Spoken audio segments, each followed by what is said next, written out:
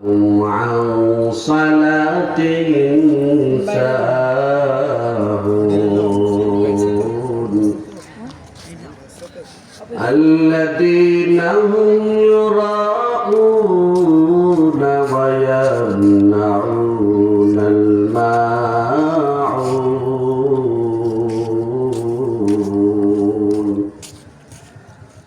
وقال صاحب القرآن صلى الله عليه وسلم من بنى لله مسجدا بنى الله بيتا في الجنة وقال رسول الله صلى الله عليه وسلم الدال على الخير كفاعله صدق الله مولانا العظيم وصدق رسول النبي الأمي الكريم ونحن على ذلك لمن الشاهدين والشاكرين والذاكرين والحمد لله رب العالمين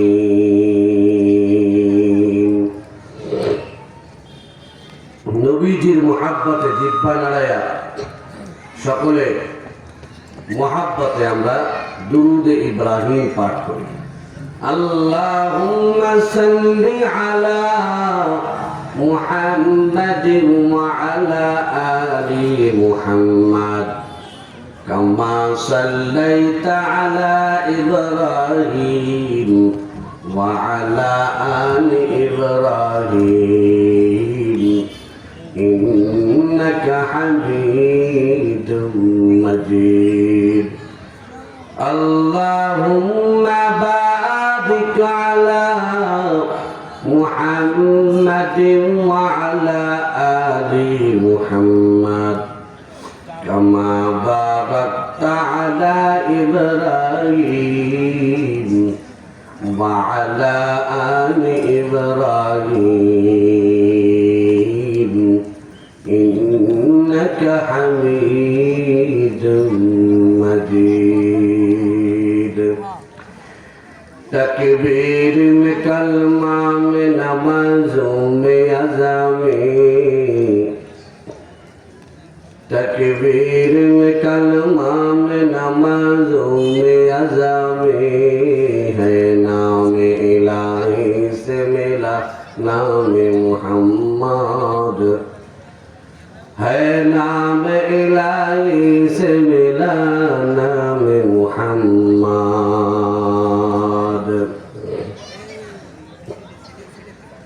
है मीम महबूबे मतलब का इशारा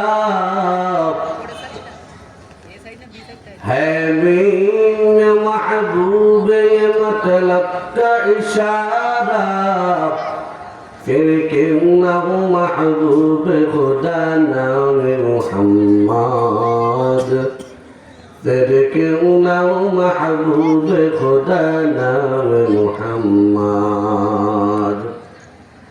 আমাদের প্রভু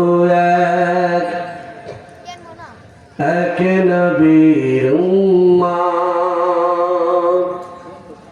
জীবন বিধানে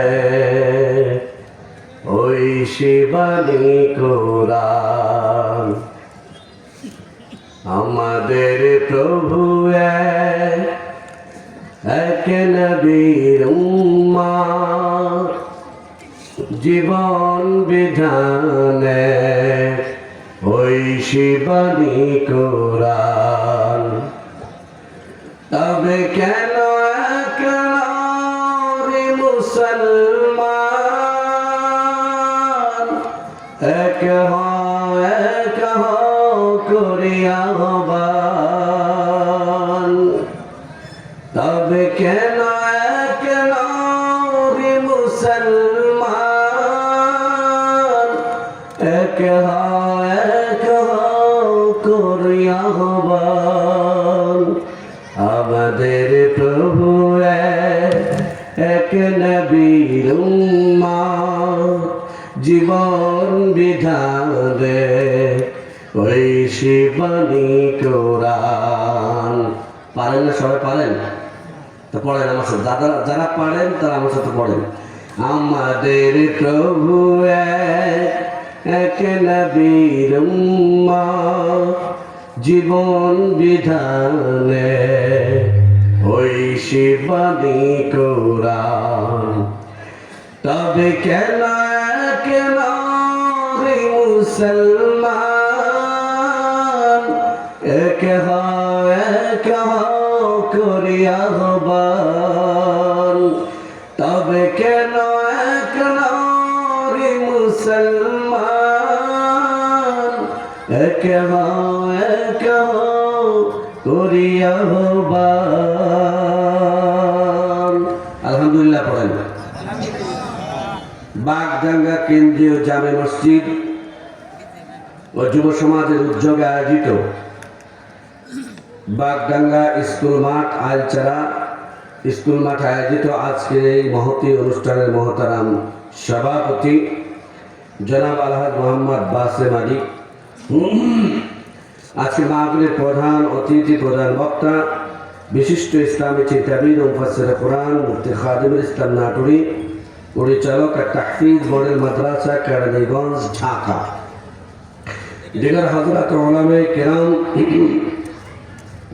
তোলাবায়ে ইলম, কলিজার টুকরা আমার যুবক বন্ধুগণ, অত্যন্ত শ্রদ্ধেয় মুরব্বিয়ানে আজম, পর্দার আড়ালে অন্তরাল অবস্থানরত আমার পরম শ্রদ্ধেয় মা বোনেরা, মহান রব্বুল আলামিনের দরবারে অগণিত শুকরিয়া ও সুজুদ যে মহান মালিক রব্বুল আলামিন আমাকে আপনাকে দুনিয়ার সমস্ত কাজ থেকে ফারিক করে অত্যন্ত দয়া করে মহব্বত করে ভালোবেসে শীতের ভিতরে রাহমতি বরকতি সামিয়ানার চাদরের নিচে ধৈর্যের সহিত আমাকে আপনাকে যে আল্লাহ বসার হিম্মত তৌফিক দিয়েছেন, সে মালিকের দরবারে শুকরিয়া আদার্থে ঈমানের আওয়াজে উচ্চ কণ্ঠে মুসলমানের আওয়াজে সকলে মিলে দিল খুলে একবার শুকরিয়া আদায় করি, পড়ি আলহামদুলিল্লাহ।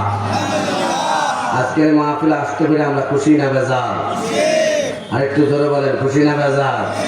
কারা কারা খুশি না হাত তোলেন? কারা কারা খুশি? এবার আল্লাহ দেখেন। আল্লাহু আকবার, নারে তাকবীর। আর একটু আসতে, নারে তাকবীর। হাত নামান, আল্লাহ কবুল করুন, জোরে বলেন আমিন। আমাদের অত্র এলাকার সকল যুবকদেরকে আল্লাহ আজকের এই মহতী আয়োজনে অংশগ্রহণ করার তৌফিক দান করেন। ভাই, দ্বীনের মাহফিল, কোরআনের মাহফিল, তাফসীর মাহফিল, ওয়াজ মাহফিল, আল্লাহ রাসূলের আলোচনা যেখানে হয় ওই মজলিসটা অনেক মূল্যবান, অনেক দামি, এটার অনেক প্রয়োজন। কোরআন হাকিমে রব্বুল আলামিন বলেন, ফাযাক্কির ফাইন্না যিকরা তানফাউল মুমিনিন। হে নবী, আপনি ওয়াজ করেন, নসিহত করেন, উপদেশ করেন। কেন? বলে এই উপদেশ, এই নসিহত, এই ওয়াজ তানফাউল মুমিনিন, যাদের বুকের ভিতরে ঈমান আছে বিন্দু পরিমাণও, ওই ঈমানদার বান্দাবান্দির জন্য উপকার হবে। সুবহানাল্লাহ বলেন। এক নাম্বার মুমিনের জন্য উপকার। হযরত থানবী রাহমাতুল্লাহ আলাইহি তিনি লিখেছেন, ওয়াজ মাহফিলের দ্বারা কয়েকটা উপকার হয়। এক নম্বর হলো অজানা জিনিসের ইলম অর্জন হয়, অজানা জিনিসের জ্ঞান অর্জন হয়। এক এক বক্তার কণ্ঠে এক এক ফুলের এক এক রকম ঘ্রাণ, এক এক আলেমের কণ্ঠে এক এক রকম ইলমের নানান রকম ইলম অর্জন হয়। জাহালাত দূর হয়, অজ্ঞতা দূর হয়, মূর্খতা দূর হয়। কথা বলেন ঠিক না ঠিক? দুই নম্বর, ওয়াজ মাহফিলের মাধ্যমে যে উপকারটা হয় তা নবী রাহমাতুল্লাহ আলাইহি লেখেন, সেটা হলো মুমিনের ঈমানের ব্যাটারির চার্জ হয়। সুবহানাল্লাহ বলেন। মুমিনের ঈমানের ব্যাটারি কি হয়? চার্জ হয়। উনি কি এটা গায়ের জোরে বলেছেন না, এটা সেই বুখারীর ভিতরে কিতাবুল ঈমানের ভিতরে বাবি নিয়ে আসছেন। আর ঈমান ইয়াজিদু ওয়া ইয়ানকুসু, ঈমান বাড়ে এবং কমে। মুমিন বান্দাবান্দির ঈমান বাড়ে এবং কমে। সবাই বলেন, ঈমান বাড়ে এবং একমাত্র ইমান বাড়ে এবং কমে। তার মানে কি? তার মানে হলো ইমান, মৌলিক ইমান বাড়ে না, ইমানের নূর বাড়ে এবং কমে। নূর মানে কি? আলো। নূর মানে কি? আলো। ইমানের ব্যাটারি চার্জ হয় মানে ওয়াজ মাহফিলে বসলে আমলের প্রতি উদ্বুদ্ধ হয়। কথা বলেন ঠিক না বেঠিক? আল্লাহর ভয় অন্তরে পয়দা হয়, নবীজির ইশক মুহাব্বত ভালোবাসা অন্তরে, মুমিনের অন্তরে পয়দা হয়। এক কথায় ওয়াজ মাহফিলে বসলে আরেকটি উপকার হচ্ছে, মুমিন বান্দা বান্দি তার ইমানের ব্যাটারি চার্জ হয়, ইমানের নূর বেড়ে যায়। সুবহানাল্লাহ বলেন। ভাইরা আমার, ইমানের ব্যাটারি চার্জ হওয়ার জন্য, ইমানের নূরে ইমানের পাওয়ার বাড়ার জন্য কয়েকটা মেডিসিন আমার আল্লাহ দিয়েছেন। পবিত্র কোরআনে আমার আল্লাহ একটা মেডিসিনের নাম বলেছেন, কোরআনের তেলাওয়াত। সুবহানাল্লাহ বলেন। ওয়াইযা কুরিয়াত আলাইহিম আয়াতুহু যাদাতুহুম ঈমানা।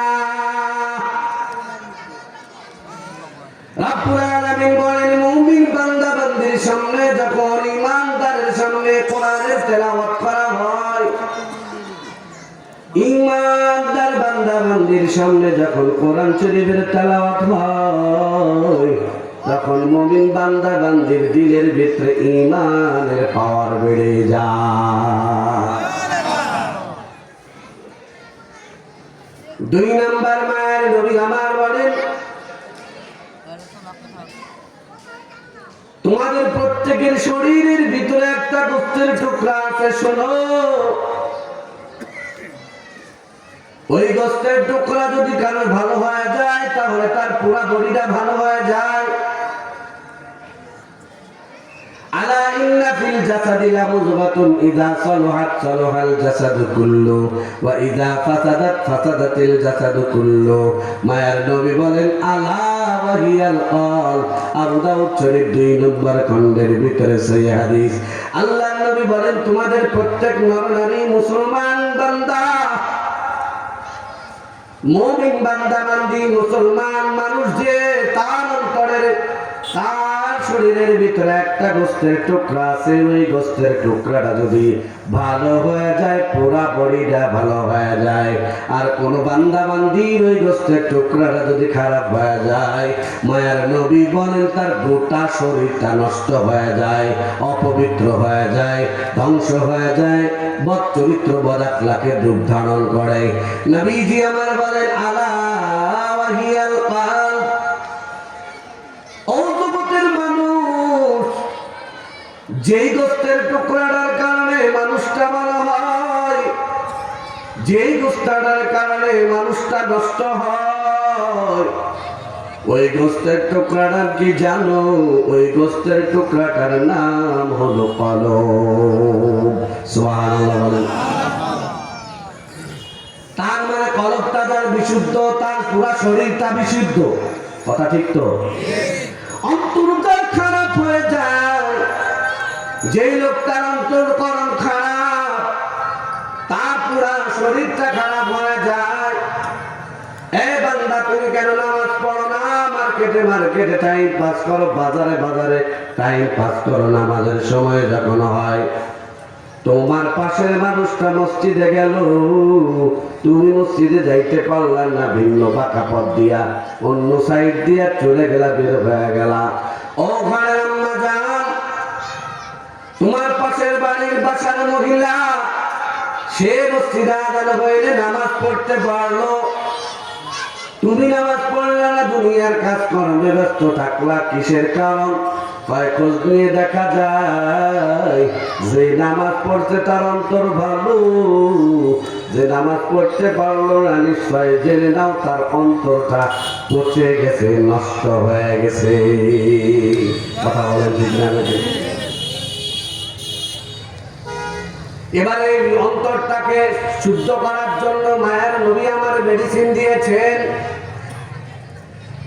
1 নম্বর মেডিসিনের নাম হলো কোরআনের তেলাওয়াত।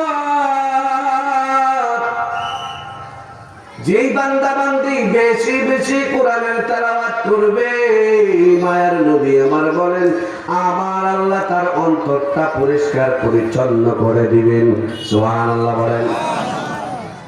2 নাম্বার মুসনাদ আহমদের হাদিস, মায়ার নবী আমার বলেন লিকুল্লি শাইইন সিকালাতুন ওয়া সিকালাতুল কুলুবি যিকরুল্লাহ। নবী আমার বলেন লোহাতে মরিচা পড়লে যেমন নাকি রেত দিয়ে ঘষা মারলে লোহার ময়লা দূর হয়ে যায়, জং দূর হয়ে যায়। কথা বলেন ঠিক নেই নাকি? এর বান্দা তোর কাপড়ের ভিতরে ময়লা লেগেছে, হুইল পাউডার সহ ব্লিচিং পাউডার দিয়া পানি দ্বারা ধৌত করো, ময়লাটা তোমার দূর হয়ে যাবে, কাপড়টা পরিষ্কার হয়ে যাবে। মুসনাদে আহমদের হাদিসের সহিহ হাদিস, নবীজি বলেন কোন বান্দা বান্দি যখন নাকি গুনাহের কাজ করে একটা কালো দাগ তার অন্তরের উপরে পড়ে, কয়টা?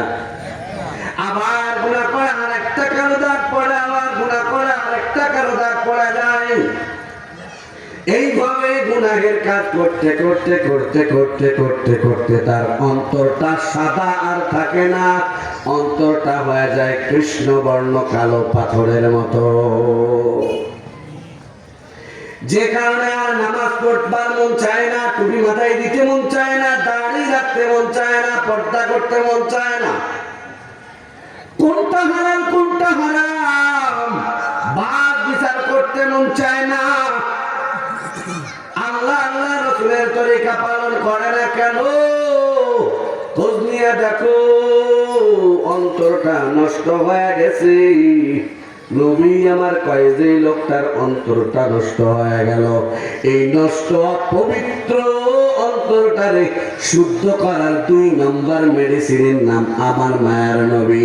মুসনাদে আহমদের হাদিসের ভিতরে বলেন সব জিনিস পরিষ্কার পরিচ্ছন্নতার জন্য যেমন যন্ত্র আবিষ্কার হয়েছে, অন্তর পরিষ্কার করার জন্য গুনাহের ময়লা, নাপাকির ময়লা, জিনার ময়লা, ও জায়গায় দেখা কু জায়গায় দেখার গুনাহ ময়লা অন্তরের পরে স্পট পড়ে আছে, জঙ্গল ধরে আছে। মায়ার নবী আমার বলেন এই অন্তরটাকে বিশুদ্ধ বানানো লাগবে। কেন? আল্লাহ তাআলা কোরআনে হাকিমের ভিতরে বলেন ইল্লা মান আতাল্লাহা বিকলবিন সালিম। কিয়ামতের ময়দানে নাজাত পেয়ে জান্নাতে কারা যাবে? যাদের অন্তরটা হবে পরিশুদ্ধ, পবিত্র আত্মার অধিকারী হবে। কাদ আফলাহা মান যাক্কাহা। কিয়ামতের ময়দানে, দুনিয়ার ময়দানে সফল কাম তারা যারা তাদের অন্তরকে বিশুদ্ধ করতে পেরেছে, অন্তর থেকে ময়লা, গুনাহের ময়লা, গুনাহের দাগ, গুনাহের আবর্জনা, গুনাহের জঙ্গল দূর করতে পারছে, তারাই হলো বিশুদ্ধ অন্তরের মালিক। তারা কিয়ামতের ময়দানে তারা আমার আল্লাহর দরবারে বিশুদ্ধ অন্তর হওয়ার কারণে ফুলসিরাত বিদ্যুতের বেগে পাড়ি দিয়ে জান্নাতে চলে যাবে। ভাইরা আমার, নবী আমার বলেন লিকুল্লি শাইইন সিকালাতুন ওয়া সিকালাতুল কুলুবি যিকরুল্লাহ। এ বান্দা, দুনিয়ার সব জিনিসের ময়লা দূর করার জন্য যেমন যন্ত্র রয়েছে, অন্তরের ময়লার জং দূর করার জন্য যেই যন্ত্র, যেই র‍্যাপ, ওই যন্ত্রটার নাম হলো যিকরুল্লাহ, আমার আল্লাহর নামের জিকির। ভাইরা আমার, আল্লাহ নামের ভিতরে মজা আছে না নাই? জোরে বলেন আছে না নাই?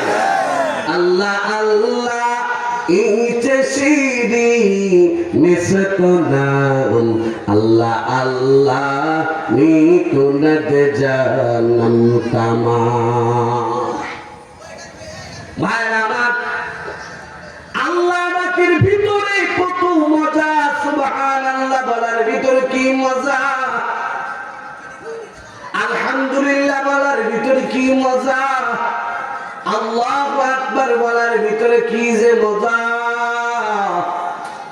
ওই গাছের ডালের পাখিতে যে মজা করে গান গায়, ওই গাছের ডালে স্বাধীনভাবে উড়ে উড়ে মজার সুরে গান গাওয়া কত মজা, পাখিকে জিজ্ঞাসা করো। ঠিক তেমনি আল্লাহর নামের জিকিরে কত মজা। নামাজ কালামি বান্দা বান্দি, টুপিওয়ালা বান্দা বান্দি, মসজিদওয়ালা বান্দা বান্দি যারা ঈমানের লাইনে যারা চলে তাদেরকে জিগাও আল্লাহর নামে কত মজা। সুবহানাল্লাহ বলেন। আল্লাহর নাম দুনিয়ার সব কিছুর চাইতে বেশি মজা লাগে।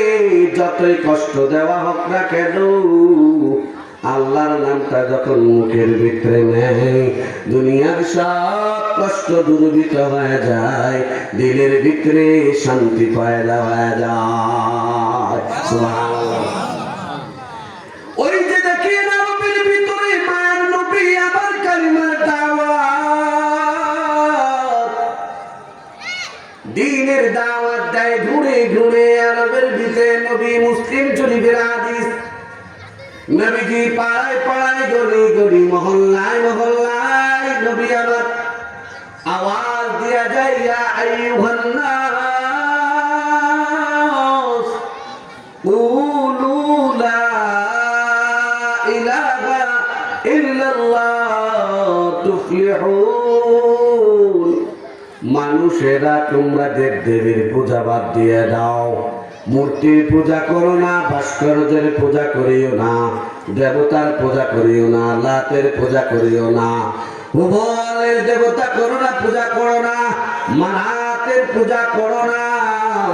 পূজা অর্চনা ইবাদত করো ওই মহান মালিকই, যে মালিক তোমারে বানাইছে, আমারে বানাইছে, তাম দুনিয়া তিনি বানাইছেন। যেই মালিক আমাদেরকে হায়াত দিয়েছেন, যেই মালিক আমাদেরকে খাওয়ান, যেই মালিক গোটা দুনিয়া এত সুন্দর করে সাজিয়েছেন, আসমারা বেসতুদা আরাদেগা। আরে বান্দা, দুনিয়ার বিল্ডিং ফিলার ছাড়া হয় না, খুঁটি ছাড়া হয় না। কথা বলেন ঠিক না ঠিক? কিন্তু তাকে দেখ, সাত আসমান আমি, কোনো খুঁটি নাই।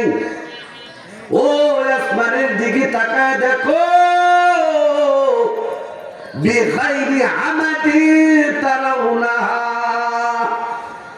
আসমানটা এত সুন্দর ছাদ করে বানাইলাম, কোনো খুঁটিও নাই, কিছুই নাই। বলো এই বিশাল মহাশূন্যকে এইভাবে খুঁটি ছাড়া ধরে রাখার মালিক কে? আর ধরে বলো কে? গলিতে ডাক দিয়া তাওহীদের বাণী, উলুহিয়াতের বাণী, রুবুবিয়াতের বাণী, রব্বুল আলামিনের তাওহীদের বার্তা কানে কানে, ঘরে ঘরে, বন্দরে বন্দরে, নগরে নগরে পৌঁছায় পায়। বলো লা ইলাহা ইল্লাল্লাহ বলো, তোমাদের দুনিয়াও সফল হবা, মরার পরেও সফল হবা। তাছাড়া মূর্তি পূজার যে পূজা করু, খবরদার খবরদার, এরা তোমাদের ক্ষতিও করতে পারে না, উপকারও করতে পারে। যারা বলেন পারে নাকি?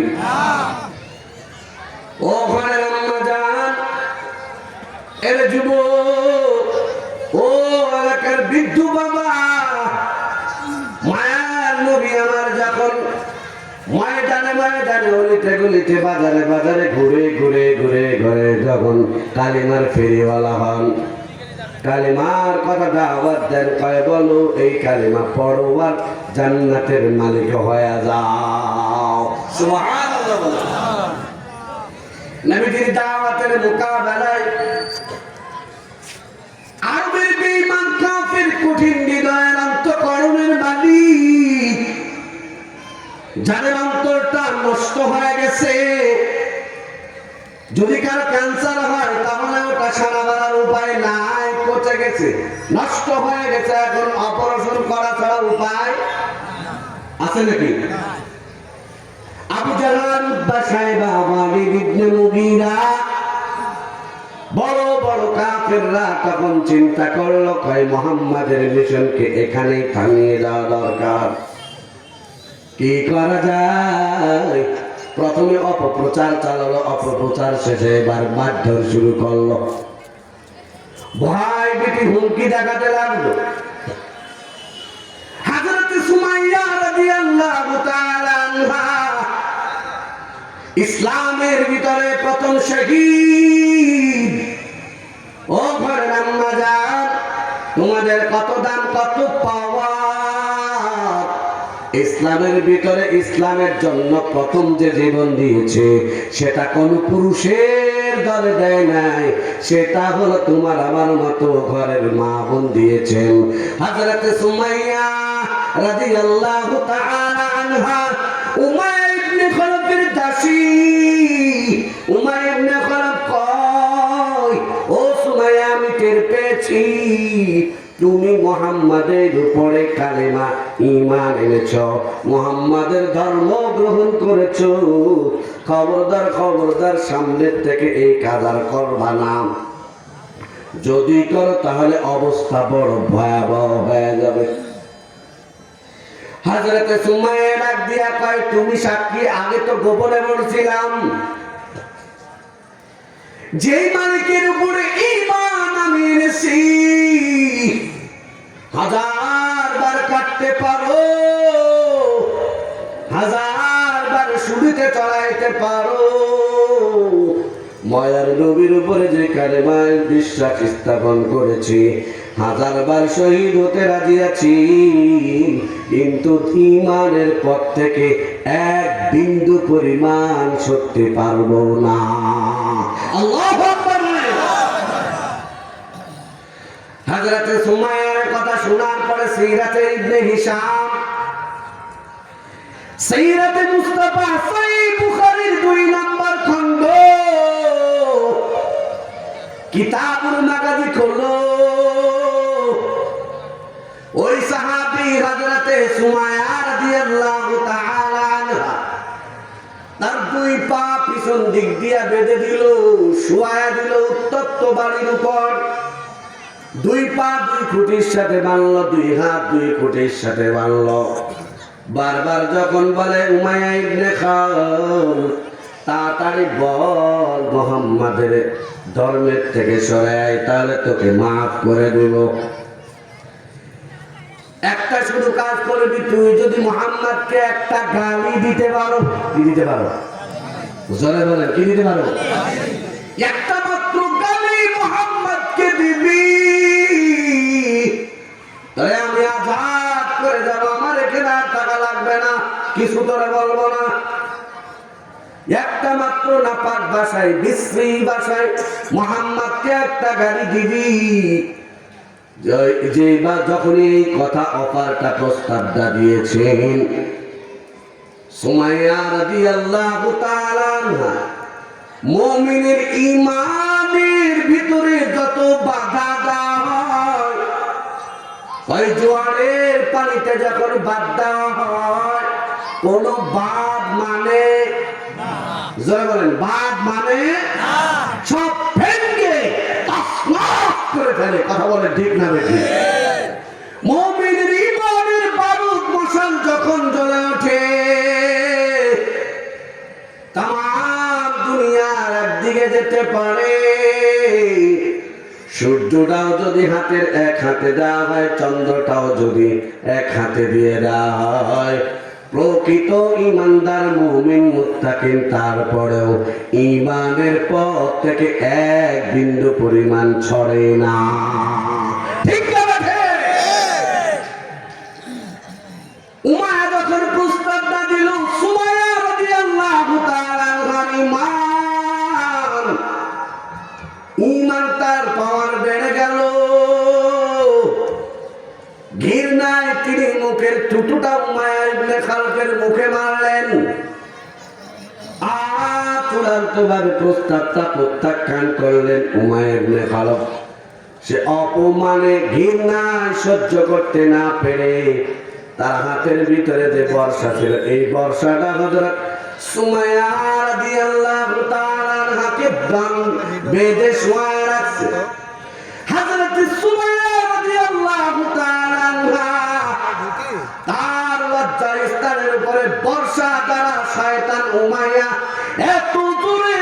মিরসি হযরত সুমাইয়া তাৎক্ষণিক দুনিয়া থেকে বিদায় হয়ে যায়। আল্লাহু আকবার বলেন। জীবন দিয়ে দিয়েছে, তারপরেও দ্বীনের পথ থেকে, ঈমানের পথ থেকে, কালেমার পথ থেকে এক বিন্দু পরিমাণ সরে নেই। সুবহানাল্লাহ। এটার নাম ঈমানদার। ভাইরা কেন এটা সম্ভব? ঈমানের মজা তারা পেয়েছে। ঈমানের স্বাদ যখন মানুষ পেয়ে যায়, তখন দুনিয়ার কোনো কিছুতে তার স্বাদ আর লাগে না। কথা বলেন ঠিক না? দেখবেন আপনি আগে নামাজ পড়তেন না, যদি আপনি নামাজ কালাম ঠিক মতো শুরু করেন, আল্লাহর ঘর মসজিদে দৌড়াবে যুবক। আগে তুমি নামাজ পড়তে না, এখন যখন নামাজ পড়তে শুরু করেছো, আগে মসজিদে যাইতে ভালো লাগতো না, এখন মসজিদে যাওয়ার কারণে ঈমানের পাওয়ার বেড়ে গেছে। মসজিদে যখন মুয়াজ্জিন আল্লাহু আকবার বলে আযান দেয়, দিলে আর মানে না, যেখানেই থাকে আমার আল্লাহর সিজদার দেওয়ার জন্য পাগল হয়ে যায়। কথা বলে ঠিক না বেঠি? যেখানেই থাকে না কেন, ওখানেই আমার আল্লাহর সিজদা দেওয়ার জন্য পাগল। দেখো যদি তাই নাই হয়, ভার্সিটির ভিতরে ইসলাম পালনের তেমন কোন সুযোগ ব্যবস্থাপনা নাই। দেখবা এই আইলসারা বাগডাঙ্গা এলাকার অনেক যুবকেরা, অনেক ঘরের আমার বোনেরা, আম্মা জানেরা ভার্সিটিতে পড়ে, কলেজে পড়ে, স্কুলের টিচার, এরপরও নামাজের সময় হলে নামাজ বাদ দেয় না। আছে না নাই? জোরে বলেন আছে না নাই? কেন? ঈমানের মজা পাইছে। সুবহানাল্লাহ। থাকতে পারে না। যুব সমাজের উদ্যোগে তাফসীরুল মাহফিল। ভাই আমার, আল্লাহর নামের ভিতরে এত মজা, এত মজা। এই মজা পেয়েছেন হযরত বেলাল। এজন্যই তো বেলাল রে যতবার আক্রমণ করে ততবার মুখ দিয়ে বের হয় আল্লাহ, আল্লাহু আহাদ, আল্লাহু আহাদ, আল্লাহু আহাদ। আল্লাহ নামের জিকির। সুবহানাল্লাহ। জিকির বলা হয় আল্লাহর নাম সমৃদ্ধ কোন বাক্যকে বারবার জবানে আওড়ানো, এটাকে বলা হয় জিকির। আল্লাহু আহাদ, এর ভিতরে আল্লাহর নাম আছে না নাই? আছে। জোরে বলো আছে না নাই? হযরত বেলাল যখন নাকি কালো সাহাবী ঈমান গ্রহণ করেছে, শয়তান কাফের তখন তারে পাথরের ভিতরে, গরম পাথরের ভিতরে, গরম বালির ভিতরে শুয়ায় রাখছে। বিশাল বড় পাথরের খন্ড বুকের উপরে চাপা ধরছে, গলার উপরে পায়ে পাড়ায় ধরছে। কয় বেলাল, কালেমা ছাড়বি না ভাই জীবনের তরে তরে মেরে ফেলবো। যতই নির্যাতন করে হযরতে বেলাল তারপরে তত জোরে জোরে বলে আল্লাহু আহাদ, আল্লাহু আহাদ, আল্লাহু আহাদ। বেঈমান কাফির যত নির্যাতনের মাত্রা বাড়ায়, বেলালের কণ্ঠের আওয়াজ তত বেশি জোরে হয়। আল্লাহু আকবার বলেন। আপনারা সবাই জানেন হযরতে আবু বকর পাশ দিয়ে যাচ্ছিলেন, দেখেন ভাই বেলাল বড় নির্যাতনের শিকার। পাশ দিয়ে যায় আর বলে রে বেলাল, আমার আল্লাহরে তুমি এত জোরে কেন ডাকো? তিনি তো আস্তে কইলেও শোনে। কথা বলেন ঠিক না বেটি? তুমি জোরে আল্লাহর নাম বলো, কাফের দিলের ভিতরে আল্লাহ নামটা টম্বরের মতো আঘাত করে। কথা বলেন ঠিক না বেটি? এজন্যই তোমাকে বেশি নির্যাতন করে। ভাই বেলাল, আল্লাহর নামটা যদি একটু আস্তে নিতা তাহলে তোমার উপরে শাস্তিটা কম হতো। তোমার কি কষ্ট হয় না? হযরত বেলাল চোখের পানি ছেড়ে ছেড়ে কান্দি, ডাক দিয়ে বলি, ভাই আবু বকর, আপনি কি জানেন কাফেররা আমাকে যত নির্যাতন যতই জোরে করে, আমি যখন আমার জবানে আমার মালিকের নাম আল্লাহু আহাদ বলে ডাক দেই, নিমেষেই সমস্ত যন্ত্রণা পানি হয়ে যায়। ভাইরা আমার, নবী বলেন, বান্দা তোর নামাজ ভালো লাগে না, ও ঘরে রান্না যা। ও যুবকেরা, ও এলাকার মুরব্বী বাবা, যাদের নামাজ কালাম ভালো লাগে না, মসজিদ ভালো লাগে না, রোজা ভালো লাগে না, মা বাবাদের খেদমত করা ভালো লাগে না, বড়কে সম্মান ছোটকে স্নেহ করা ভালো লাগে না, হারাম হালালের ভিতরে পার্থক্য করে চলো না, তুমি নিশ্চিত জেনে নাও তোমার আমার অন্তরটা খারাপ। এই খারাপ অন্তরটাকে যদি বিশুদ্ধ বানাতে হয়, তাহলে মায়ার নবী বলেন, আল্লাহ নামের জিকির করো আর কোরআনের তেলাওয়াত করো, তোমার অন্তর বিশুদ্ধ হয়ে যাবে। সুবহানাল্লাহ বলেন। আমাদের অন্তরটাকে আমরা বিশুদ্ধ বানাইতে রাজি আছি তো ইনশাআল্লাহ? কারা কারা আল্লাহু আকবার, নারে তাকবীর, হাত নামান, আল্লাহ কবুল করেন, জোরে বলেন আমিন। আপনাদের সবার পরিচিত একটা সূরা পড়েছি, যেটা আপনারা মুখস্থ আছে, পড়েন, সূরা মাউন, 30 নম্বর পারা। আরাইতাল্লাযী ইউকাযযিবু বিদ্দীন ফাযালিকাল্লাযী ইয়াদউল ইয়াতীম ওয়া লা ইয়াহুদ্দু আলা তাআমিল মিসকিন فويل للمصلين الذين هم عن صلاتهم ساهون الذين هم يراءون ويمنعون الماعون।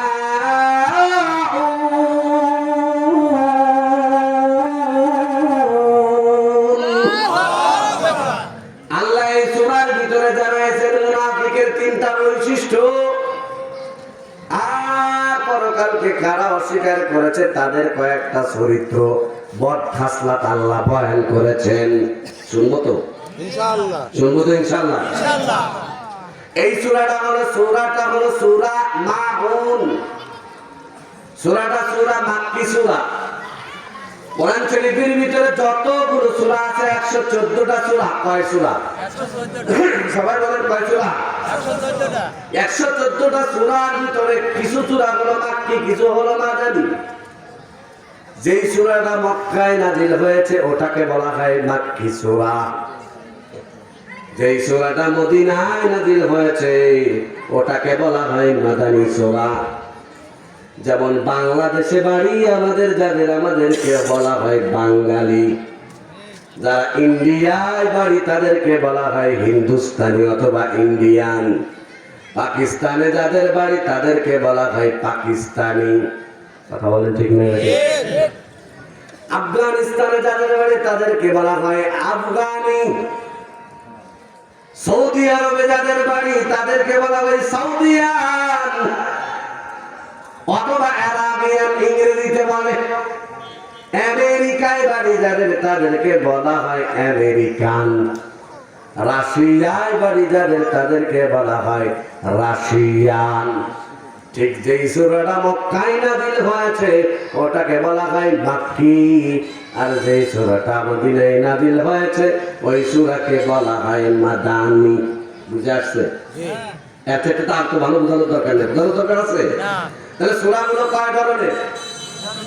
আরে কথা বলে না। কয় প্রকার সূরা? একটা হলো মাক্কি সূরা, একটা হলো মাদানী সূরা। তো সূরা মাউন আমরা যেখান থেকে আলোচনা করব তাফসীর আজকে, এটা কোন সূরা? মাক্কি সূরা। বলেন কোন সূরা? মাক্কি সূরা। এই সূরার ভিতরে আল্লাহ পরকালকে অস্বীকার কারা করেছে তাদের ভয়াবহ সম্পর্কে কয়েকটা প্রথম 3 আয়াতে বলছেন। তাদের পরিচয় দিয়েছেন। পরবর্তী লাস্টের 3 আয়াতের ভিতরে মুনাফিক যারা তাদের বড় অভ্যাস কিছু আলোচনা করেছেন। বলুন মুনাফিক মুনাফিক কাকে বলা হয়? মুনাফিক থাকবে কোথায়? দুনিয়ার ভিতরে সব থেকে বড় বেঈমান যিনি, ফেরাউন, নমরুদ, কথা বুঝেন নাই? আবু জেহেল, উতবা, সাইবা, যত শয়তানদি আছে, এই সব কাফেরগুলি যে জাহান্নামে থাকবে, ওই জাহান্নামের নিচে যারা থাকবে এরা হলো মুনাফিক। বুঝছেন নি? তাহলে কত ভয়ঙ্কর মুনাফিক। এদের কয়েকটা কাজ আল্লাহ পরবর্তী 3 আয়াতে বলেছেন। এই আয়াতটা এই সূরা মাউন নাজিলের প্রেক্ষাপট যদি আমরা জানি, তাহলে টোটাল সূরা মাউনের আয়াতের বর্গ অর্থ ব্যাখ্যা শানে নুজুলের মাধ্যমে স্পষ্ট হয়ে যাবে। সুবহানাল্লাহ বলেন। খুব ভালো করে খেয়াল করেন। সূরা মাউন মাক্কি সূরা, এটার শানে নুজুল যে কারণে অবতীর্ণ হয়েছে, এই সূরা নাজিলের প্রেক্ষাপট মক্কার ভিতরে সাধারণত 2 জন বড় লোক ছিল। 2 জন, কয়জন? ইবনে কাসির থেকে বলতেছি। মক্কার ভিতরে বড় লোক ধনাঢ্য ব্যক্তি ছিল 2 জন। একজনের নাম হলো আস ইবনে ওয়াইল, আরেকজনের নাম হলো ওয়ালিদ ইবনে মুগীরা। কয়জন? 2 জন। সবাই বলেন কয়জন? 2 জন। এরা হলো বড় লোক। লোকের টাকা পয়সা যদি রাখার দরকার হতো আমানত ওর কাছে রাখতো। সাধারণত অনেক এতিমের নবীজি আগের থেকে চলে আসছে। মায়ের নবী আমার রাহমাতুল লিল আলামিন, তার কাছে আসছে একটা যুবক ছেলে আসছে। যুবক, এই যুবক মায়ের নবীর কাছে আইসা বলে, নবী আমার, ওয়ালিদ ইবনে মুগীরার কাছে আমার বাবা যখন বেঁচে ছিল, আমি ছোট ছিলাম, আমার কোনো ভাইও নাই, আমার কোনো বোনও নাই, মাও নাই। বাবার কিছু সম্পদ ছিল, ওই সম্পদ বাবা ওয়ালিদ ইবনে মুগীরার কাছে দিয়ে বলেছিল, আমি চলে গেলাম, আমার সন্তানদার তো কেউ রইল না, তুমি একটু তার দেখভাল কইরো, বড় যখন হয়ে যাবে টাকা পয়সা সম্পদ গুলো তারে বুঝায়া দিও। কথা বুঝেন নাই? ওই ছেলেটা কান্দে আর চোখের পানি ছেড়ে ছেড়ে কান্দে আর বলে, ও মায়ের নবী, বয়স এখন আমার 14, 15, 16 বছর বয়স, প্রাপ্ত বয়স্ক আমি হয়েছি, বাবা আমার নাই, আমি এতিম, চলাফেরাই বড় কষ্ট। তবে আমার বাবার যে সম্পদ গুলা ওয়ালিদ ইবনে মুগীরার কাছে রেখে দিয়েছিলেন, কথা ছিল আমি বুঝবান হওয়ার পরে ফিরাইয়া দেবে। হুজুর, আমি তার কাছে কয়েকবার গিয়েছিলাম, কিন্তু সে আমার সম্পদ ফেরত দেয় না। আছে না নাই? আছে। এলাকার ভিতরে আছে না নাই? আছে।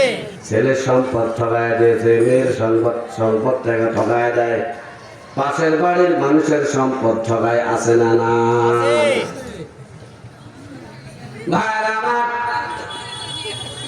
মায়ের নবী বললেন আমি কি করতে পারি? ওই যুবক ডাক দিয়া বলে, নবী আমার, আপনি হলেন আল আমিন, আপনি বিশ্বস্ত, আপনি যদি যায় সুপারিশ করেন, আমার মন বলে সাক্ষী দেয়, ওয়ালিদ ইবনে মুগীরা আমার বাবার সম্পদটা আমারে ফিরাইয়া দিলে বড় উপকার হবে, চলেন। ভাইরা আমার, তাফসীর ইবনে কাসীরের ভিতরে লেখা হয়, ওই এতিম যুবক মায়ের নবীকে সাথে নিয়ে ওয়ালিদ ইবনে মুগীরার কাছে যখন গেল, ওয়ালিদ ইবনে মুগীরার কাছে যাওয়ার পরে নবীজি আমার বললেন, চাচা, শুনেছি এই ছেলেটাকে কে আপনি চিনেন নাকি? বলে, হ্যাঁ চিনি। ভাই, তার সাথে বলে আপনার একটা হিসাব কিতাব বাকি আছে।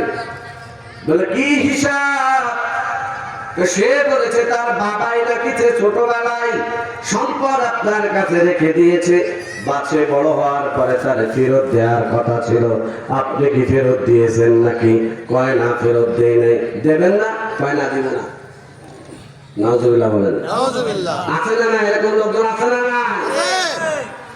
টাকা ধার নেওয়ার সময় বিড়ালের চাইতে কত ছোট হয়, কত ক্ষুদ্র হয়, কত বিনয়ী হয়, কিন্তু টাকাটা পাওয়ার পরের থেকে মনে হয় আমি যেন ঋণী আরো পাওনাদার। কথা বলে ঠিক না বেঠিক?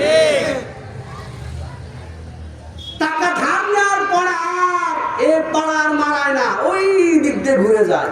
কথা বলে ঠিক না বেঠিক? এরা সবগুলো হলো যারা এতিমের সম্পদ ভক্ষণ করে, যারা জনগণের সম্পদ ভক্ষণ করে, যারা লুটতরা, দখলবাজ, সন্ত্রাসী, জালিম, জবরদখলকারী, জমি দখলকারী, সম্পদ আত্মসাৎকারী, এদের পীর হলো ওয়ালিদ ইবনে মুগীরা, আর এরা সব হলো তার মুরিদ হবে কিয়ামতে। কথা বলেন ঠিক না বেঠিক? এবার আপনারা বলেন, ওয়ালিদ ইবনে মুগীরা কি জান্নাতি না জাহান্নামী? জাহান্নামী। জোরে আওয়াজ দিয়ে বলেন। জাহান্নামী। তাহলে পরের মাল ঠকানো যাবে না। জোরে বলেন, ঠকানো যাবে না। নবীজি আমার মুসলিম শরীফের হাদিস, সেই হাদিস নবীজি আমার বলেন, মান আখাযা শিবরাম মিনাল আরদি তুফিকাহু ইয়াওমাল কিয়ামাহ। নবী বলেন, কেউ যদি কারো সম্পদ জমি 1 বিঘা পরিমাণও যদি, কয় বিঘা? জোরে বলেন, কয় বিঘা? 1 বিঘা সম্পদ যদি কেউ আত্মসাৎ করে, কিয়ামতের ময়দানে ওই সম্পদটারে তার গলায় মালা বানায়া ঝুলায়া দেওয়া হবে। কিয়ামতের সব মানুষেরা বুঝতে পারবে এ হলো দখলবাজ। কথা বলেন ঠিক না ঠিক? এই আমার ঘরের আম্মা যান, ও বৃদ্ধ বাবাজির যুবক, মনে করিস না এখানটাই তোর ক্ষমতা আছে, পাওয়ার আছে, এজন্য কেউ কিছু বলে না। তবে ভাগ্য করে বলে রাখবি, দুনিয়াতে যারা জালিম হবি, আজ হোক আর কাল হোক, জালেম তার জুলুমের ভোগ ফল ভোগ করাই লাগবে। কথা বলে ঠিক না বেঠে? আযজুলুমু যুলুমাতুন ইয়াওমাল কিয়ামা, বুখারীর হাদিস। মায়ার নবী বলেন, জালেমের জন্য জুলুমটা তার দুনিয়াতেই ঘিরে নেবে, কিয়ামতের ময়দানে সে অন্ধকার দেখবে, তার জন্য কোনো উপায় থাকবে না। সুতরাং জালেম হওয়া যাবে না। জোরে বলেন, জালেম হওয়া যাবে না। আল্লাহ আমাদের হেফাজত করেন, বলেন আমিন। নবী আমার বললেন, আপনি কেন দিবেন না? আপনি তো তার বাবার কাছে ওয়াদা দিয়েছিলেন। আরবের মানুষদের স্বভাব হলো তারা কাফের হলেও কথা দিলে কথা রাখে। কথা দিলে কি রাখে? কথা রাখে। আপনি এটা কি করলেন? আমাদের বংশের মান সম্মান শেষ করে দিলেন। নবীজি আমার বয়ান করলেন, কয় ও চাচা, এই সম্পদ যদি আপনি তার ফিরাইয়া না দেন, ওই কিয়ামতের ময়দানে বিচারের মাঠ একদিন হবে, সেদিন আমার আল্লাহর সামনে কেমনে মুখটারে দেখাবেন? ওই দিনের ভয় করেন, যেই দিন আমার আল্লাহ ছাড়া কেউ কাউরে বাঁচাতে পারবে না। চাচা, আপনি তাড়াতাড়ি সম্পদটা ফিরাইয়া দেন। সঙ্গে সঙ্গে ওয়ালিদ ইবনে মুগীরা বলে, আমি আখিরাতকে মানি না। নাউজুবিল্লাহ বলেন। নাউজুবিল্লাহ। কিয়ামতের ময়দান কি আমি মানি না, আমি দিতে পারবো না, তোমার যা ইচ্ছা তাই করো। সে হুঙ্কার মেরে বলে, মানুষ কবরে যাওয়ার পরে মাটি গলে পুড়ে ছাই হয়ে যাবে, মাটি দেহ খেয়ে নেবে, এখান থেকে আবার কিয়ামতের ময়দানে উঠবে কেমনে? পাও কথা বলার জায়গা পাও না। না, নাউজুবিল্লাহ বলেন। কি করলো? পরকালকে টিস্যু নাই, এত বড় মাঝে একটা টিস্যু বক্স রাখেন, আশ্চর্য কথা। পরকালকে অস্বীকার করলো। পরকালকে কি করলো? অস্বীকার করেছে। সঙ্গে সঙ্গে জিবরাইল আমিন মায়ের নবীর কাছে হাজির।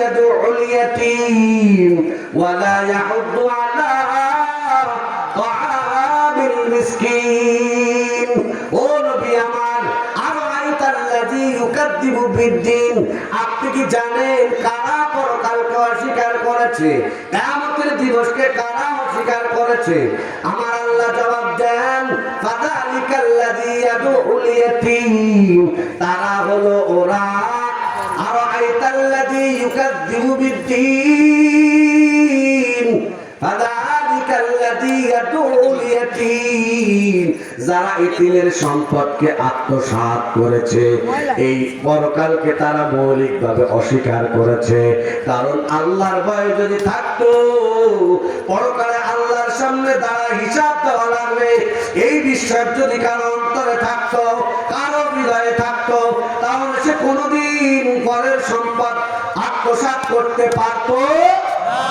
না তাহলে আমার দেশের যে সমস্ত নেতা নেত্রীরা জনগণের সম্পদ দখল করে 5 আগস্টের আগে করতো নানটু এখন করে হলো পল্টু কথা বলছে না কেন এটা কথা বলছি নাকি ও আমার বৃদ্ধ বাবা আর যুবক আমি বলবো তুমি যদি দখলবাজি চালায় যাও তুমি যদি অত্যাচার চালায় যাও তুমি যদি জুলুম চালায় যাও তোমার হাসর নাচর হবে কিয়ামতের ময়দানে ওয়ালিদ ইবনে মুগীরার সাথে ওয়ালিদ ইবনে মুগীরা হবে পীর তুমি হইবা তার মুরিদ ঠিক কি না বলো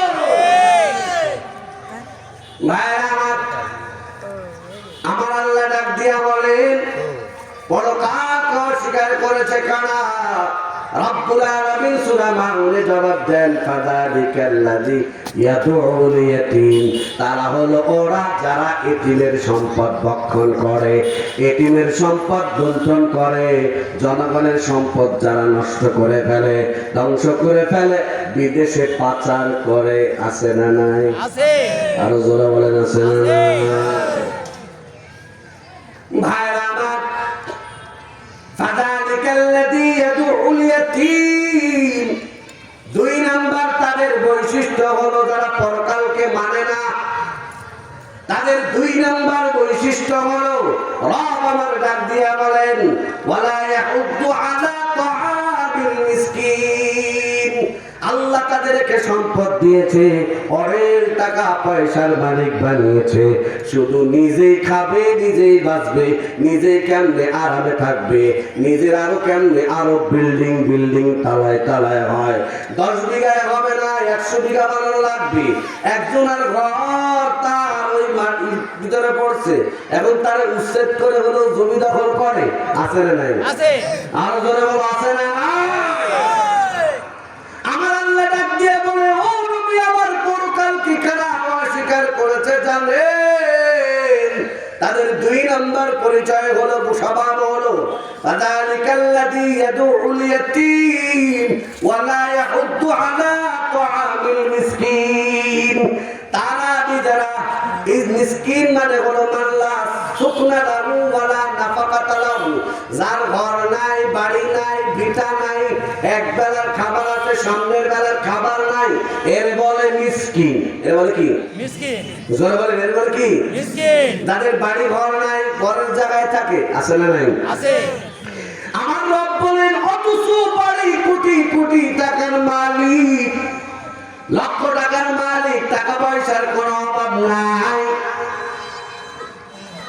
সুদের ব্যবসা নানান ব্যবসা কত রকম টাকা পয়সা অমুক ব্যবসা তমুক ব্যবসা কিন্তু বাড়ির ভিতরে কুকুরের দৈনিক খাবার দেয় কত রং বেরঙের কিন্তু বাড়ির পাশের রিকশাওয়ালার ঘরে একটা টুকরা গোস্তের টুকরা দেয় না এমনও নাফরমান এলাকার ভিতরে 2-4 জন আছে না না আছে সহিহ মুসলিমের হাদিস আবু যর গিফারি রাদিয়াল্লাহু তাআলা আনহুকে মায়ের নবী ডাক দিয়া বলেন ইয়া আবা যার ও আবু যর তুমি তোমার বিবিকে দৈনিক তরকারি রান্না করার সময় তোমার বিবিকে বলবা যেন তরকারির ভিতরে ঝোল বাড়ায় দেয় কি বাড়ায় দেয় সবাই জোরে বলেন কি বাড়ায় দেয় কেন কারণ যদি যদি একটু ঝোল বৃদ্ধি করে দাও, কত অসহায় ভিক্ষুক আসবে খাবার চাইবে, তখন যেন তুমি একটু ঝোলের মাধ্যমে হলেও, তরকারি যদিও না থাকে, তরকারির স্বাদটা ঝোলের ভিতরে আছে না নাই, তারে ঝোলটা দিয়া ভাতটা বেড়ে দিবা।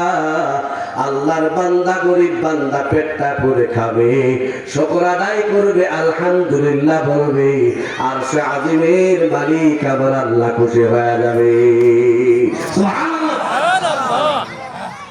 ও আমার এলাকার বড় লোক বাবা, অথচ তুমি তোমার বিবাহের অনুষ্ঠানে পাশের বাড়ির রিক্সাওয়ালার দাওয়াত দাও না, তার খোঁজ নাও না, পাশের বাড়ির ভ্যানওয়ালার খোঁজ নাও না, পাশের বাড়ির যে চেয়ারের মালিক না তারে তুমি খোঁজ নাও না, তার বাড়িতে খাবার পৌঁছাও না, অথচ বড় লোক তোমার মতো বড় বড় ব্যবসায়ী, টাইটুইওয়ালা, চেয়ারওয়ালা, টাকাওয়ালা, সম্পদওয়ালা, বিশাল পাওয়াওয়ালা, ক্ষমতাওয়ালা, চেয়ারম্যান, এমপি, মন্ত্রী, মেম্বার, যত বড় মোটা মোটা আছে না, জোরে বলে আছে না নাই, এগুলারে তুমি সুন্দর মতো করে খাইতে দিলি, যদি খাবারের ভিতরে একটু সমস্যা হয়, দিলের মনে মনে পারলে ওপেনও গালি দিয়া বসে, আছে না নাই।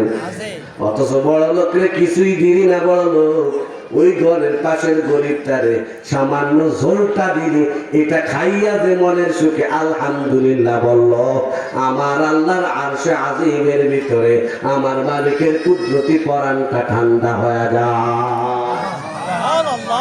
সেই বুখারীর হাদিস, হাদিসটা হলো হাদিসে কুদসি। হাদিসটা হাদিসে কি? হাদিসে কুদসি। আল্লাহ নবী বলেন, কিয়ামতের ময়দানে আমার আল্লাহ বড় লোকরে ডাক দিবেন। কারে ডাক দিবেন? আরো জোরে বলেন, কারে ডাক দিবেন? হাসরের দিন বলবেন, খোদা, হে আদম সন্তান, আমি ছিলাম রোগে অজ্ঞান, তুমি করো নাই আমায় সেবা দান, আমি ছিলাম অনাহারে, তুমি আমার মুখে দাওনি অন্ন দান। কবি ফররুখ এটারে হাদিসটারে কবিতা আকারে লেখছে। কিয়ামতের ময়দানে আমার আল্লাহ ডাক দিয়া এলাকার বড় লোক তারে ডাক দিয়া বলবেন, বড় লোক,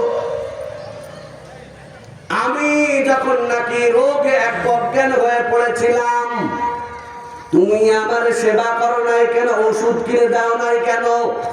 সুবহানাল্লাহ বলেন। সুবহানাল্লাহ। বড় লোক কবে, আল্লাহ আপনার রোগ হয়েছে এটা যদি আমি জানতাম তাহলে তো আমি সবটা দিয়ে দিতাম, আপনার আবার কিভাবে রোগ হয়েছে, আপনি তো এগুলোর থেকে মুক্ত। আমার আল্লাহ ডাক দিয়ে কয়, ও বড় লোক, তুমি কি জানো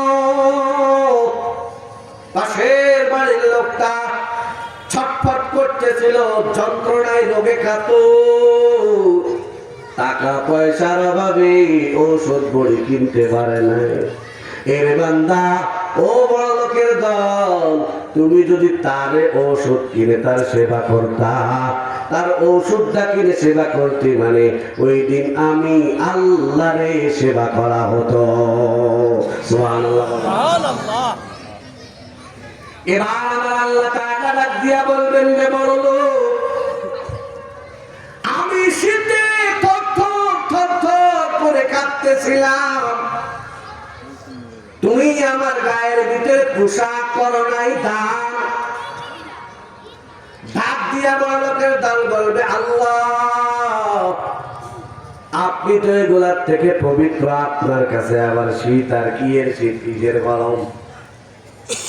যদি আমি জানতাম, যদিও আমি নামাজ কালাম জিন্দেগিতে পড়ি নাই, রোজা করি নাই, যদিও আপনার নামের জিকির আজকার করি নাই, কোরআনের ধার ধারি নাই, মসজিদের ধার ধারি নাই, আমি যদি জানতাম আপনার পোশাকের দরকার, কুষ্টিয়া শহরের মার্কেটের সব পোশাক এনে দিতাম।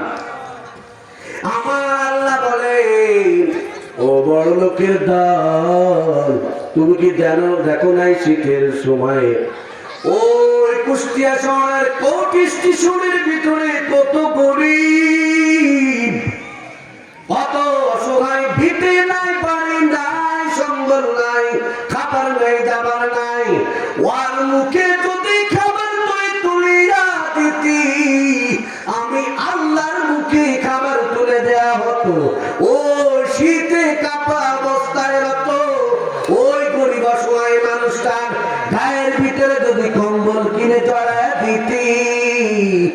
আমি মালিকের কুদরতি গায়ে কম্বল চড়ায় দেয়া হতো। সুবহানাল্লাহ। ভাইরা আমার আল্লাহ বলেন পরকালকে যারা অস্বীকার করেছে তারা কারা? রব্বুল আলামিন বলেন তারা হলো ওয়ালা ইয়াহুদ্দু আলা তাআমিল মিসকিন। ওরা হলো তারা যারা নিজে শুধু খায়, নিজেই শুধু বাঁচে। কেমনে নিজে খাবে, কেমনে নিজে বাঁচবে, আরো চাই, আরো চাই, আরো চাই, শুধু নিজের ধান্দায় থাকে। আরেকজন যে না খায় আছে তার দিকে কোনো খোঁজ নেয় না। আরেকজন যে বস্ত্রহীন আছে তার কোনো খোঁজ খবর নেয় না, তাকে পড়তে দেয় না। আমার আল্লাহ বলেন নিজে তো দেয় না, আরেকজনকে দিতেও বলে না।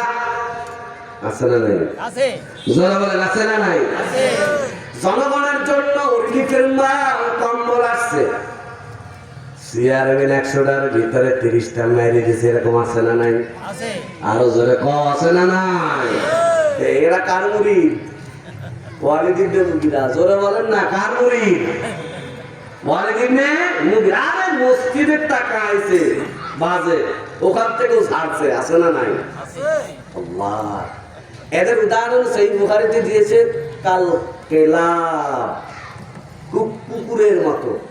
কুকুর যখন সামনে যা পায় তাই খায়। ওকে চিন্তা করে এটা হালাল না হারাম, চিন্তা করে? জোরে বলে চিন্তা করে? হ্যাঁ হ্যাঁ। ওয়ালা ইয়াহুদ্দু আলা তাআমিল মিসকিন। আমার আল্লাহ বলেন পরকালকে যারা অস্বীকার করেছে এদের 2 নাম্বার পরিচয় হলো ওয়ালা ইয়াহুদ্দু আলা তাআমিল জাযাকুমুল্লাহ ওয়ালা ইয়াহুদ্দু আলা তাআমিল মিসকিন। এদের স্বভাব হলো তারা নিজেরাও কাউকে দান করতে দেয় না, উৎসাহ দেয় না, খাবার দাবার দেওয়ার নিজেও দেয় না। আমরা কি এরকম করব না? আমাদের স্বভাব হবে কি, যদি আমি নিজে পারি 1 কেজি আলু কিনে দেবো, আলুর দাম 80 টাকা, আল্লাহ আপনার টাকা পয়সা দিচ্ছে, কত মানুষ আলু কিনার টাকা নেই, আপনি 1 কেজি আলু কিনে দিলেন, মেলা লস হয়ে যাবে নাকি? না। একটু সবজি কিনে দিলেন, অথবা আপনি নিজে পাচ্ছেন না, আপনি আরেক বড় লোক বাবাকে বললেন ভাই বাগডাঙ্গার অমুক আব্দুল্লাহ খুব অসহায় গরিবের ভিতরে আছে, পারলে আপনি তার একটু সহযোগিতা করবেন, ওষুধ পানি কিনে দিয়ে।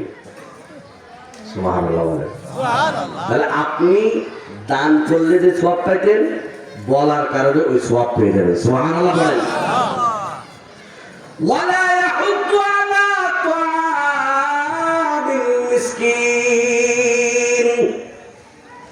আমার আল্লাহ বলেন পরকালকে যারা অস্বীকার করেছে তাদের 2 নাম্বার স্বভাব হলো তারা নিজেরাও অসহায়কে খাইতে দেয় না, পড়তে দেয় না, আবার অন্য কাউকে খাইতে দেওয়ার প্রতি উৎসাহ দেয় না। তাহলে আমরা আমাদের কর্তব্য হবে যদি পারি নিজে অসহায়ের পাশে দাঁড়াবো, যদি নিজে পারি মসজিদে দান করব, মাদ্রাসায় দান করব, মাদ্রাসায় দান করব, মাহফিলে দান করব, গরিবের দান করব। নিজে যদি না পারি তাহলে যারা পারে তাদেরকে বলে কালেকশন করে তাকে প্রতিষ্ঠিত করব। এটা হলো খাঁটি আমার আল্লাহর গোলামের স্বভাব। কথা বলে ঠিক না বেঠিক? কারা কারা বলেন আল্লাহু আকবার, নারে তাকবীর। আত্মান আল্লাহ কবুল করেন, জোরে বলেন আমিন। আমিন। ওয়ালা ইয়াহুদ্দু আলা তাআমিল মিসকিন। পরবর্তী 3 আয়াতের ভিতরে আমার আল্লাহ তাআলা জানাইছেন মুনাফিকের স্বভাব।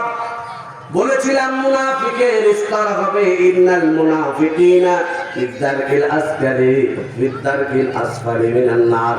জাহান্নামের একেবারে তলদেশে থাকবে হলো মুনাফিকের দল।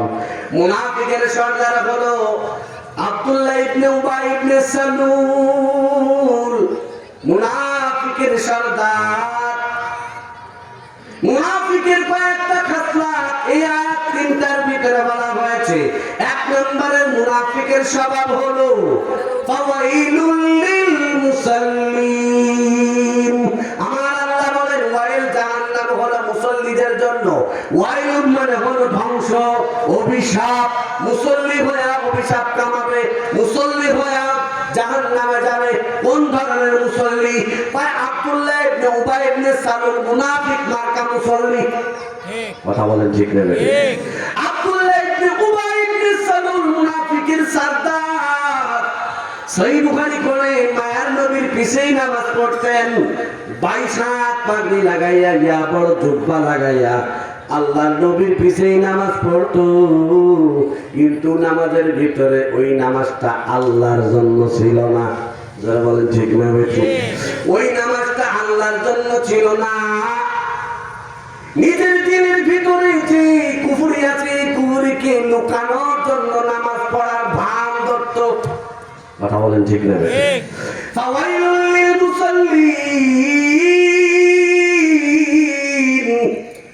আমার আল্লাহ বলে মুসল্লির জন্য ওয়াইল। ওয়াইলের দুই তরজমা, এক তরজমা হলো ধ্বংস, অভিশাপ। আর অভিশাপ হয় আল্লাহর অভিশাপ, রাসূলের অভিশাপ, ফেরেশতাকুলের অভিশাপ, তামাম মাখলুকাতের অভিশাপ।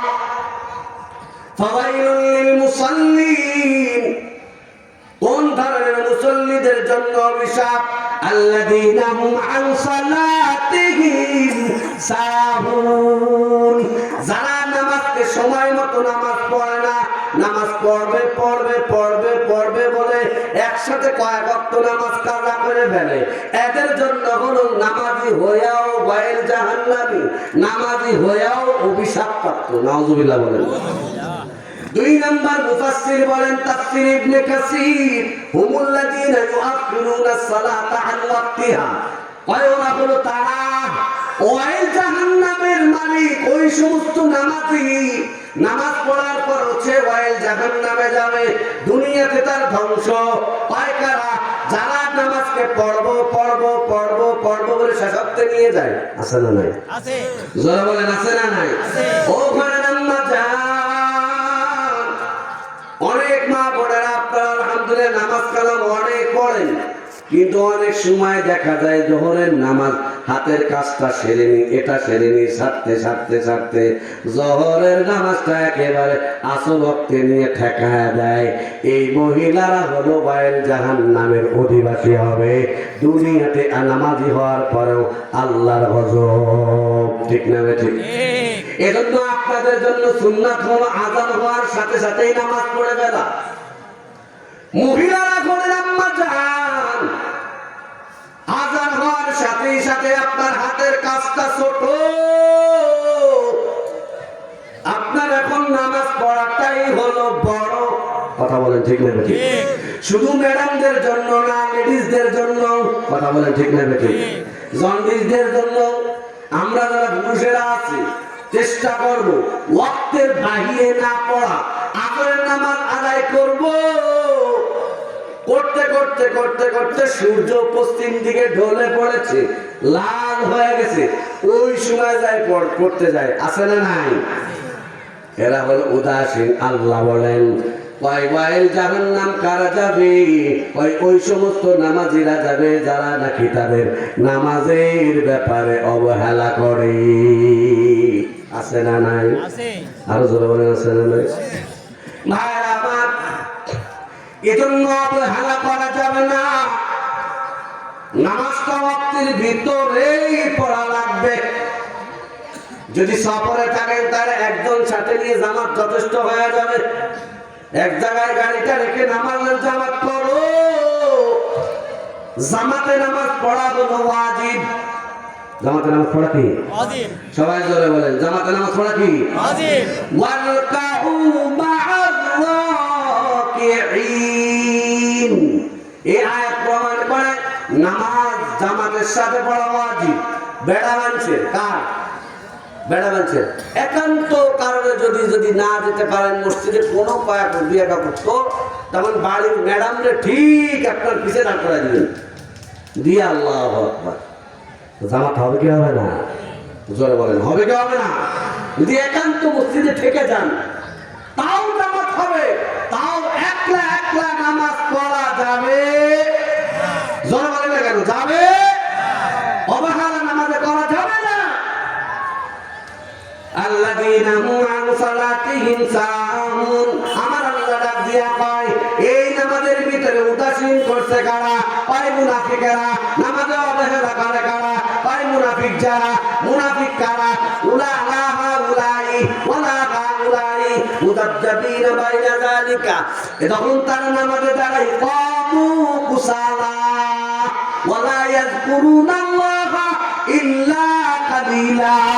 ওরা নামাজ তেমন পড়তে চায় না, যদিও নামাজ পড়তে যায় নামাজের ভিতরে অবহেলা করে, এমন ভাবে দাঁড়ায় যেন বিশাল বড় বোঝা মাথায় চাপাই দিচ্ছে। আছে না নাই? আছে। জোরে বলেন আছে না নাই? নামাজের ভিতরে দাঁড়িয়েছে, পাঁচটা চুল কাটে অবস্থা খারাপ। আছে না নাই? মনে হয় না যে নামাজে আছে, মনে হয় যে ও চুল কানুর কাজ করতেছে। কি কথা বলে ঠিক না বেটি? আবার এদিকে তাকায়, আবার এদিকে তাকায়, আবার সিদ্ধা দেওয়ার সময় যদি ধুলাবালি থাকে তাহলে ফু দেয়, হাত দিয়ে সরায়, এরপরে সিদ্ধা দেয়। আছে না নাই? কথা বলছে না কেন? আছে। আছে না? আছে না? আছে না? আছে। হায় হায়, এদের জন্য, এই ধরনের মুসল্লিদের জন্য হলো ওয়াইল, অভিশাপ, মরার পরে ওয়াইল জাহান্নাম। আল্লাযীনা হুম আন সালাতিহিম সাহুন। মুনাফিকের স্বভাব হলো নামাজের বেলায় অবহেলা করে। الذين هم عن صلاتهم ساهون الذين هم يراءون। দুই নাম্বার আরেকটা স্বভাব হলো যদিও নামাজ পড়ে, যদিও জিকির আজকার করে মুনাফিকের দলেরা, তবে মানুষকে দেখানোর জন্য। কথা বলেন ঠিক না? কারে দেখানোর জন্য? নামাজ পড়বো আমরা কার জন্য বলেন? আল্লাহর জন্য। আজকে এখানে আসছে কারে দেখানোর জন্য? আল্লাহর জন্য। ইন্না সালাতি ওয়া নুসুকি ওয়া মাহিয়ায়া ওয়া মামাতি লিল্লাহি রাব্বিল আলামিন।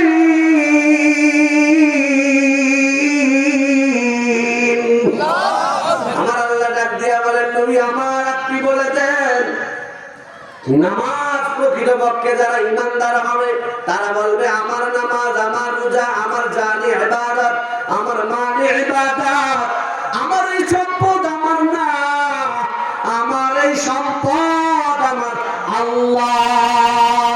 কার করে বলেন? আরো করে বলেন কার? আল্লাহটা আল্লাহ দিবে। ওই মুনাফিক যারা, তারা আল্লাহটা আল্লাহ রাস্তায় ব্যয় করবার চায় না, দিলের ভিতরে কষ্ট লাগে। আল্লাহর ঘরে আল্লাহ পথে যারা আল্লাহর দেওয়া সম্পদ ব্যয় করে না, কিয়ামতের ময়দানে কেমন ভয়ানক হবে জানেননি? ওই সম্পদ গুলারে পিতলের রূপ ধারণ করে দেওয়া হবে, পিতল। এইবার জাহান্নামের আগুন দ্বারা হিট দেওয়া হবে, বানায় এবার তার পেটে পিঠে বিভিন্ন জায়গায় স্যাক দেওয়া হবে। অপর বর্ণনা আসছে যারা সম্পদ আল্লাহ রাস্তায় ব্যয় করতে চায় না, অবহেলা করে, আল্লাহ রাস্তায় দান সৎকার করে না, ওদের সম্পদ গুলাকে, ও ঘরের আম্মা জান, ও আমার এলাকার যুবক বাবা, ও বৃদ্ধ বাবাজি, যারা মসজিদে দান করো না, মাদ্রাসায় দান করো না, এতিমের দান করো না, অসহায়কে দান করো না, তোমার এই সম্পদটারে আমার আল্লাহ ওই সম্পদটারে সাপের রূপ দিয়া কিয়ামতের ময়দানে গলায় ঝুলায় দেওয়া হবে, কবরের ভিতরে দংশন করবে, জাহান্নামের ভিতরে সাপের দংশন চলবে।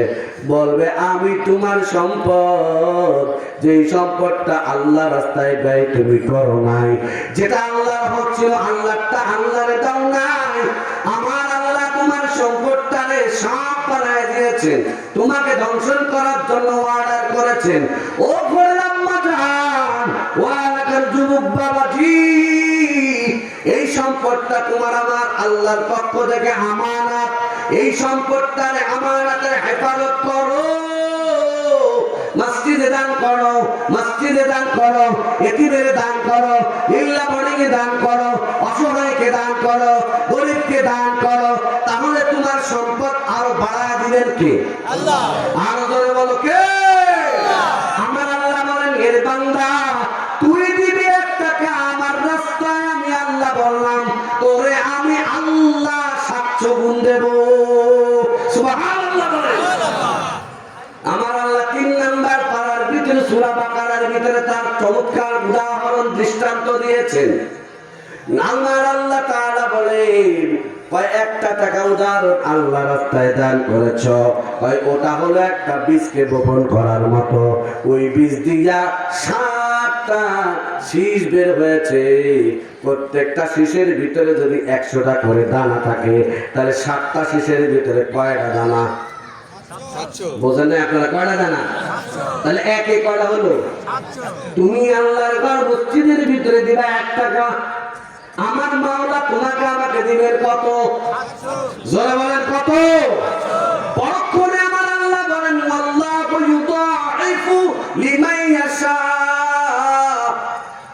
আমার আল্লাহ যার ঈমান যত মজবুত হবে কথার উপরে, যে আমি যদি 1 দেই আমার মালিক দিবেন আমারে 7, এটা যদি 100-এ দিলের ভিতরে বিশ্বাস হয়, আমার আল্লাহ বলেন এমন মুমিন বান্দা বান্দির জন্য আমি 700 দেব না। 700-1000 বার যদি গুণ করা হয়, যত সংখ্যা হবে তার চাইতে বেশি দান করো। সুবহানাল্লাহ বলেন। আমার আল্লাহর দরবারে কি অভাব আছে নাকি? জোরে বলেন আছে নাকি? ও ঘরের আম্মা জান, আমি আমার আলোচনার শেষের দিকে চলে আসছি। তোমার সন্তান হয় না, বাবার মাজারে দৌড়াও, খাসি মান্নত করো। বাবা কি সন্তান দিতে পারে? জোরে বলো, বাবা সন্তান দিতে পারে? সন্তান যাওয়ার মালিক কে?